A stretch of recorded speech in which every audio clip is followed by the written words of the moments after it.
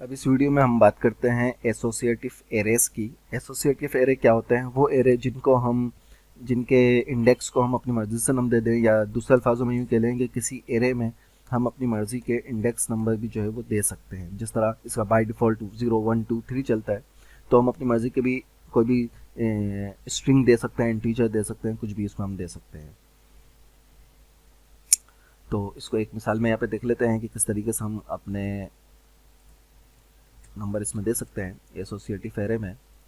तो ये देखिए, सबसे पहले अब मैंने यहाँ पे कंट्रीज़ कर दिया इसको, एरे को कंट्रीज़, वेरिएबल का नाम कंट्रीज़ है, उसको असाइन करा एरे। और ये इसी तरीके से जो मेथड, सेकंड मेथड हमारे पास, ये उस तरीके से बना है। और इसके अंदर अब मैं क्या कर रहा हूँ कि सबसे पहले ब्रैकेट्स के अंदर पी ए के पाक लिखा, उसके बाद इज इक्वल टू और ग्रेटर देन, ये साइन यूज़ करा। उसके बाद फिर ब्रैकेट के अंदर इसकी वैल्यू दे दी पाकिस्तान। ठीक है, तो जो इंडेक्स हम अपनी मर्ज़ी का बनाते हैं, इसको वैल्यू देने के लिए हमें ये ऑपरेटर इस्तेमाल करना होता है, greater than, is equal to, greater than. ठीक है, ये ऑपरेटर हम इस्तेमाल करते हैं। हमारे पास इंडेक्सेस स्ट्रिंग वैल्यूज़ हैं, इसलिए इस एरे के किसी वैल्यू को हासिल करने के लिए ब्रैकेट के अंदर इंडेक्स को कोमास में लिखते हैं। ठीक है, जब इसकी वैल्यू हम हासिल करेंगे तो ब्रैकेट को कोमा के अंदर लिखेंगे ताकि पता चले ये स्ट्रिंग है।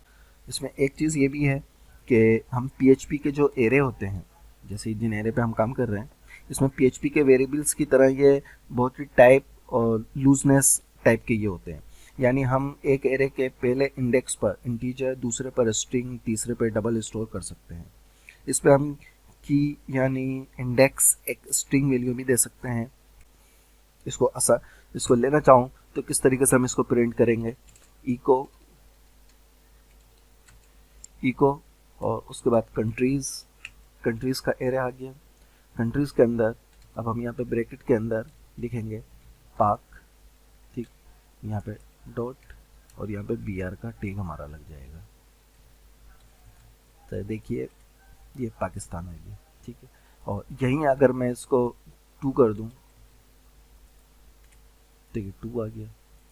ठीक है, और यहीं इस यानी ये इंटीजर भी इसमें आ रहा है, और इसी के अंदर जो है वो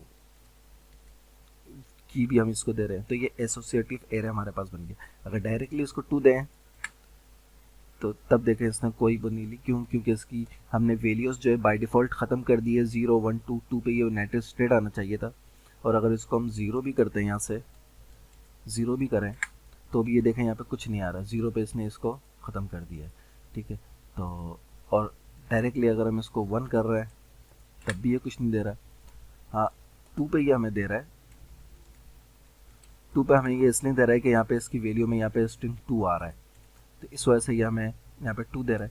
लेकिन अगर हम इसको इंडेक्स नंबर के हिसाब से लेना चाहें 0 1 2, तो अब हमें ये नहीं देगा। क्यों? क्योंकि एसोसिएटिव एरे है, और इस एरे की हर वैल्यू को हमने की असाइन की हुई है। ये इसकी की कहलाती है, ये इसकी वैल्यू कहलाती है।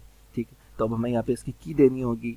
मिसाल के तौर पर यूएस, यूनाइटेड अमेरिका के लिए यूएस हम यहाँ पे लिखेंगे, तो अब ये यहाँ पे हमारे पास यूनाइटेड अमेरिका आया। ठीक है, आई होप कि ये आपको समझ में आया होगा। ये एसोसिएटिव एरे है, ऊपर वाला जो है वो सिंपल एरे है। इसके बाद अगली वीडियो में अब हम देखेंगे मल्टी डायमेंशनल एरे।